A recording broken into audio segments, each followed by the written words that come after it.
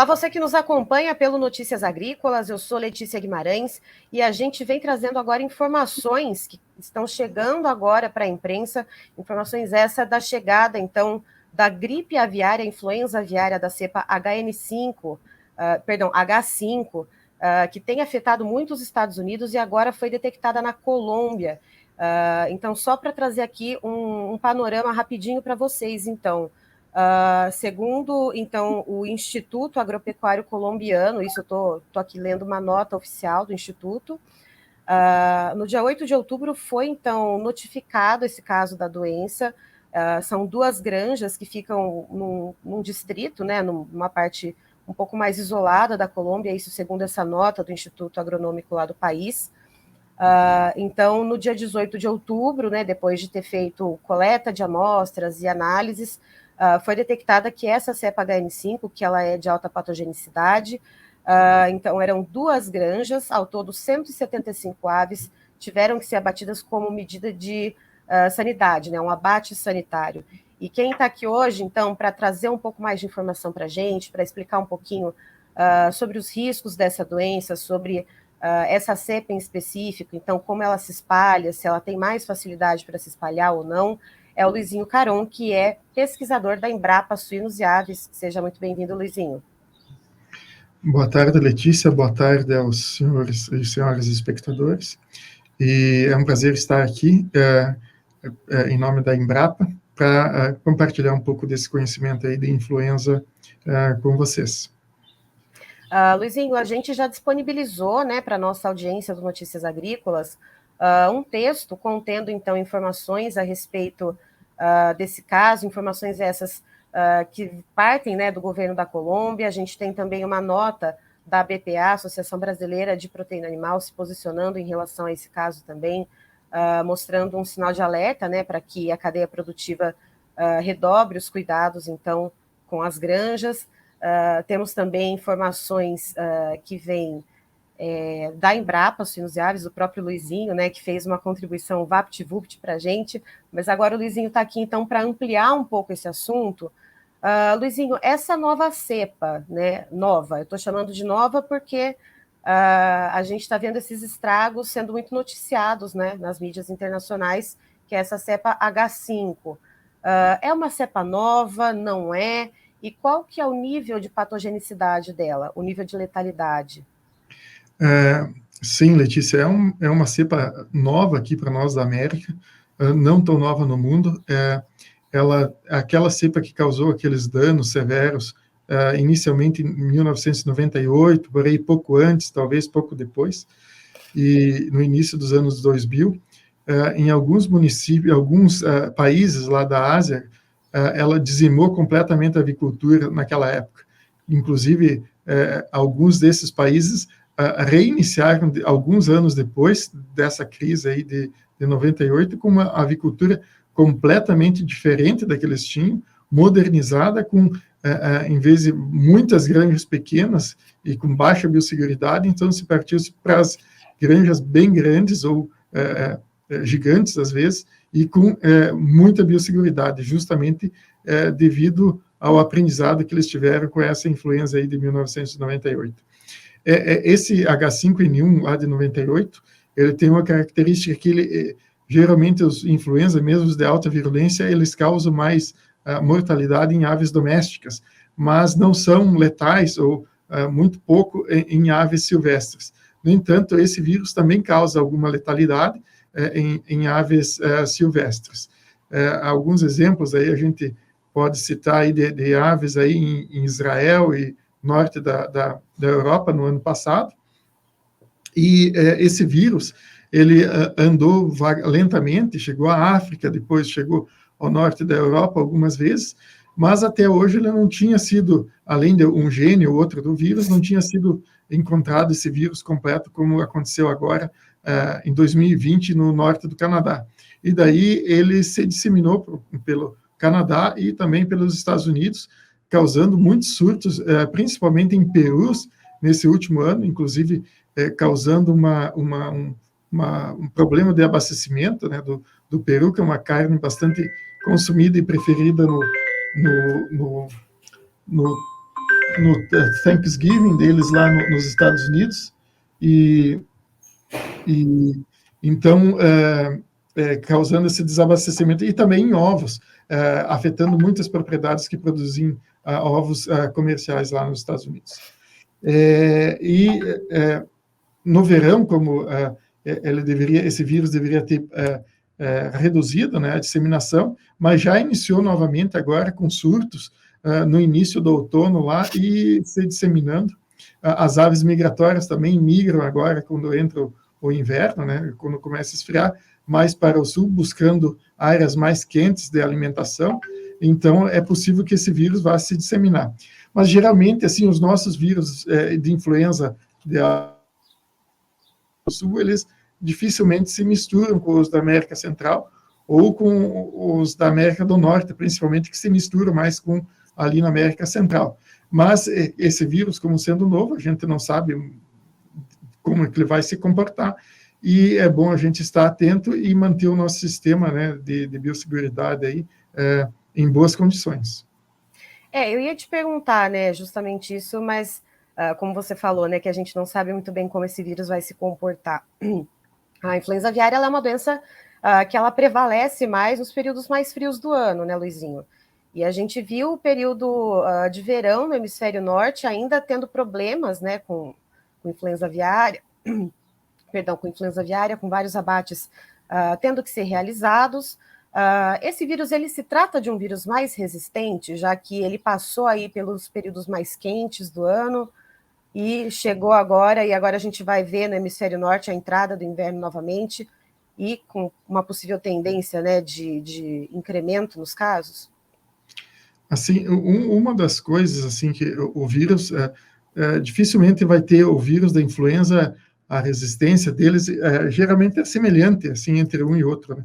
O que muda bastante e que faz essa diferença, muito possivelmente, é a carga viral que é eliminada quando as aves se infectam. Então, esses vírus mais virulentos, eles são mais virulentos porque eles infectam mais tecidos e a ave produz uma quantidade maior de vírus. Então, causa uma infecção ambiental mais ampla, então facilita mais a contaminação de outras aves. Por isso, eles, às vezes, dão essa impressão de serem mais resistentes por causa dessa maior contaminação ambiental.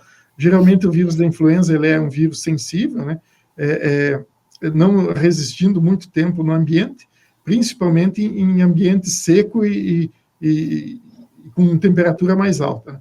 Mas ele resiste bem aí no inverno, quando não há sol, e na água, né? Pode resistir por várias semanas, inclusive, ou até meses, se as condições da água forem bem frias, né? E pH aí próximo do neutro.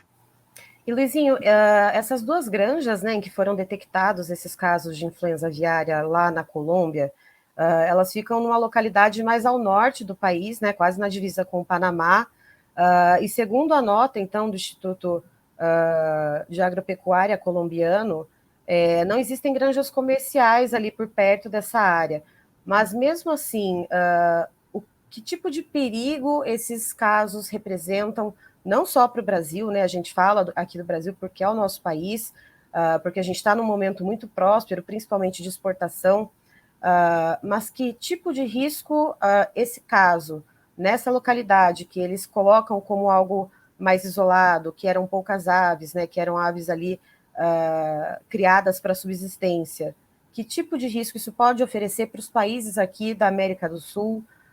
E quais medidas devem ser tomadas, então, não só pelo Brasil, mas pelos nossos vizinhos também, né, para que essa doença não se propague? Inicialmente, como tu disseste, o surto ocorreu no estado aí bem ao norte, o estado de Chocó, então é o extremo norte da Colômbia, a divisa com o Panamá. Ali é praticamente, assim, geograficamente estaria na América Central, né, não é bem ainda o continente. Claro que politicamente já faz parte do continente sul-americano, mas geograficamente fica bem ao norte, né? Mas sim, o problema dessas aves, né? As aves migratórias têm três principais rotas, né, migratórias. Uma delas desce ali na costa do Pacífico, outra desce aí mais pelo centro da América do Sul, né, inclusive passando pelo Pantanal, e outra desce pelo litoral brasileiro. Então, sempre há a possibilidade de alguma ave descer infectada e trazer essa influenza para outros países, incluindo o Brasil. Como foi o caso ali que aconteceu agora na Colômbia. Mas, como é uma região lá na Colômbia que não tem muitas aves, então a consequência, além de ser eliminada aquelas duas propriedades ali, a criação de fundo de quintal, para a avicultura, tanto de corte como de postura, não vai ter maiores problemas na Colômbia.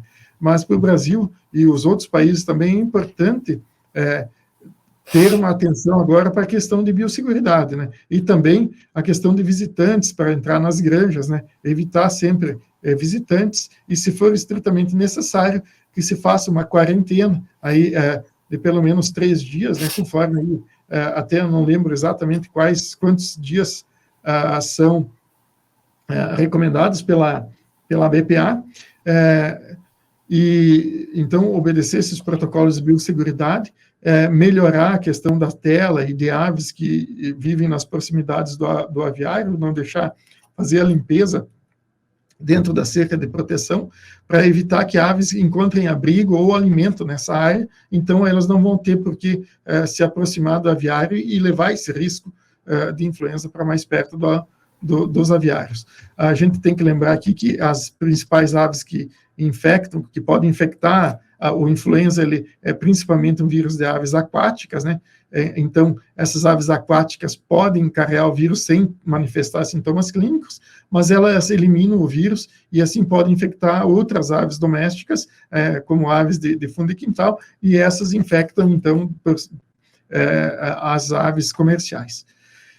As pessoas também não levar, obviamente, aves para casa, quem tem empregados trabalhando nas granjas, né, é interessante que não tenha aves por exemplo, de fundo de quintal, esse pessoal, para que evite que essa questão essa possibilidade de ele levar aí, se contaminar com as suas aves e levar essa contaminação para dentro dos aviários comerciais e de produção industrial.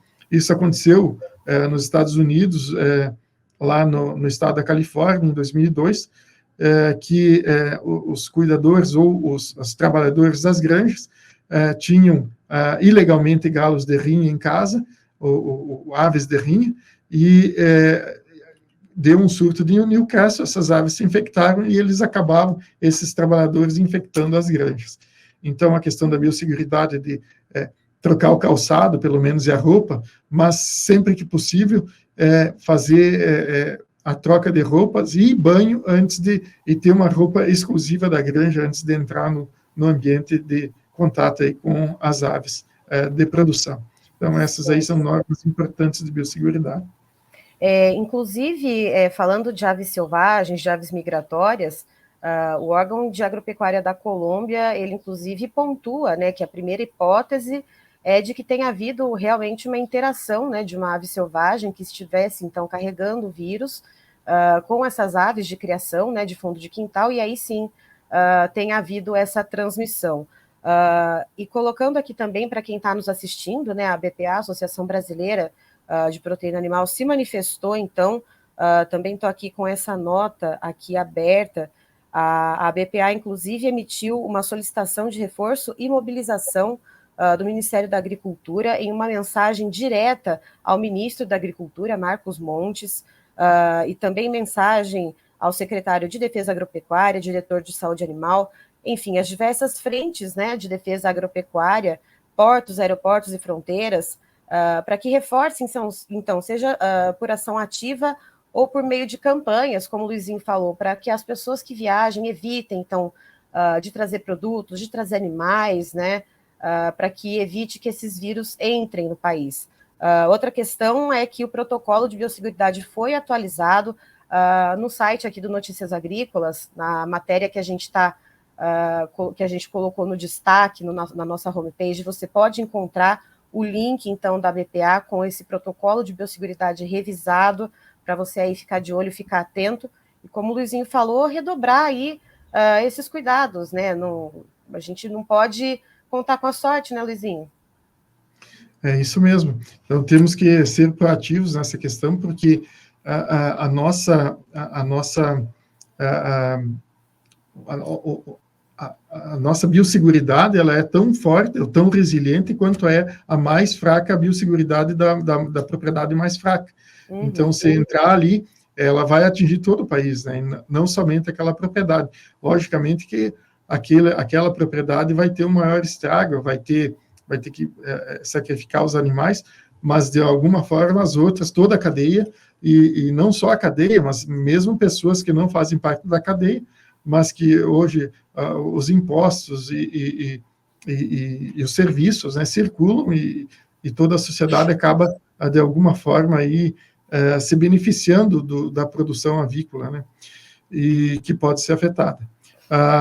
O Ministério da Agricultura também, a gente tem que fazer uma ressalva aqui, que recentemente, esse ano aqui de 2022, fez uma atualização no seu plano de contingência e também de monitoria de influenza, né, para justamente focar os esforços onde estão as rotas migratórias de aves, né, e isso é um ponto positivo de destaque, né, de proatividade que a gente tem que ressaltar aqui, para justamente buscar essa fragilidade aí da questão das rotas aí de aves migratórias, que também passam pelo Brasil.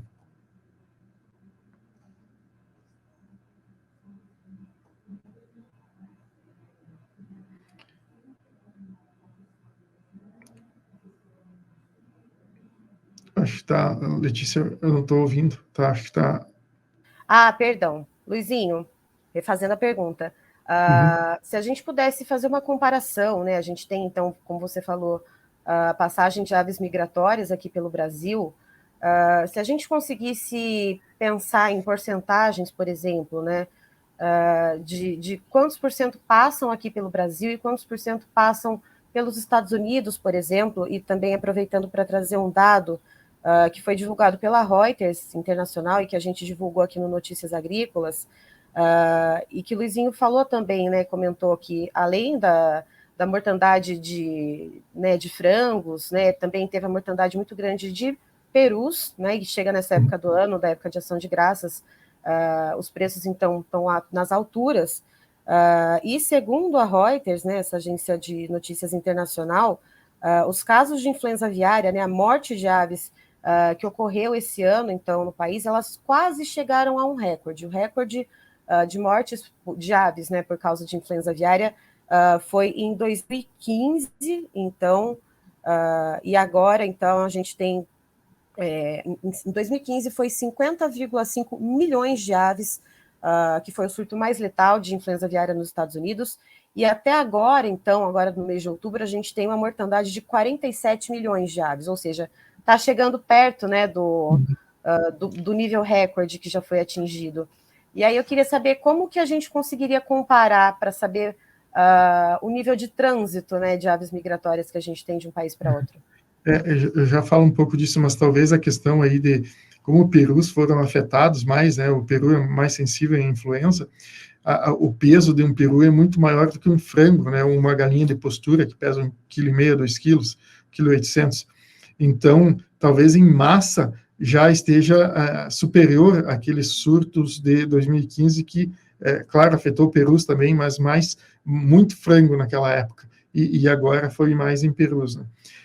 Sim, se a gente amostrar aves migratórias, geralmente na América do Norte, nas rotas migratórias da América do Norte, os trabalhos mostram que essas aves têm uma maior positividade para a influenza, não só de alta virulência, como de baixa também.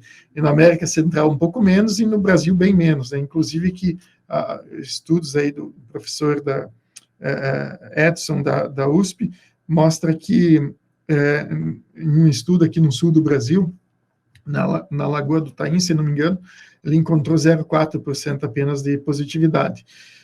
E era um vírus de baixa virulência, não era nem H5 nem H7.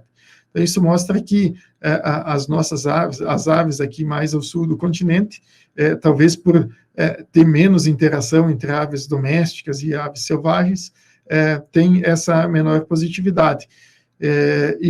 O que não acontece lá na América do Norte, onde há uma grande concentração de aves, principalmente no Alasca, onde de espécies de aves e de quantidade de aves. Então, isso facilitaria muito naquela região a transmissibilidade de doenças, principalmente influenza, entre essas aves, então depois possibilitando com que esse vírus seja carreado aí para as áreas de produção, quando elas começam a migrar ao sul a partir do Alasca. Certo, Luizinho. Então, o que dá para entender com isso é que esse vírus, ele está perto, mas não está tão perto assim, mas ainda assim motiva aí um cenário de atenção, né? Sim, ele está se aproximando, né? Então, sim, motiva aí um estado de atenção, não só da indústria, dos órgãos de saúde pública animal, e também dos produtores, é lógico que são lá na ponta os principais afetados, né? Mas é importante, se houver um surto, no caso, o Ministério e os órgãos de defesa sanitária animal têm as ferramentas, já tem os protocolos, né, que é o plano de contingência, que vai ser levado a cabo, e quanto antes o diagnóstico é feito, mais rápido e mais eficiente é debelado o surto, e mais rapidamente a gente retoma a condição de livres, né? Então, não é que é o fim do mundo se acontecer, ele tem que ser relatado, as medidas têm que ser tomadas para que ele não se alastre, porque quanto mais demorar, mais o vírus pode se alastrar, e aí sim chegando à condição catastrófica se alastrar muito na produção. Então, uma coisa fundamental que tem que ter em mente é, se caso haja suspeita, comunicar para que seu diagnóstico seja feito o mais rápido possível. E, sobretudo, né, Luizinho, porque a gente tem algumas áreas em que se concentra, né, a produção avícola, seja de frangos de corte, ou seja de avicultura de postura. Então, se esse vírus, de repente, chega numa área em que há concentração de granjas, né, de galpões, isso pode ser um resultado, no mínimo, catastrófico, né? Sim, como aconteceu a partir de 2012, no México, ali as regiões de alta produção de aves de postura, chegando a faltar aí ovos e carne naquele país. Nos Estados Unidos também, agora, nesse último surto, aí, 2020, regiões como Iowa, os supermercados não tinham ovos, né, para comercializar, porque, é claro, tu vai fechar o comércio naquelas zonas, não vai permitir que saiam ovos ou aves ou produtos de origem aviária para as zonas não infectadas, né, para restringir o foco e controlar naquele local.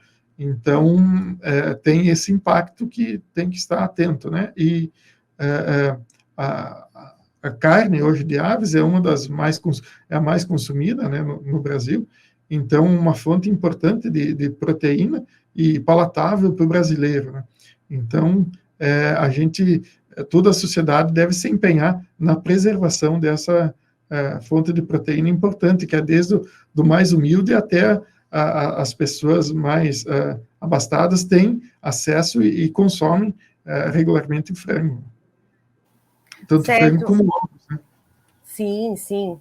Luizinho, muito obrigada pelas explicações, pela sua didática, né, em explicar como que funciona tudo isso, explicar esses protocolos, então, que deve haver nas granjas. Eu agradeço muito a sua participação aqui com a gente, todo o pessoal da Embrapa Suínos e Aves, que está sempre disposto a trazer, então, essas informações, esse conhecimento para nós. Muito obrigada.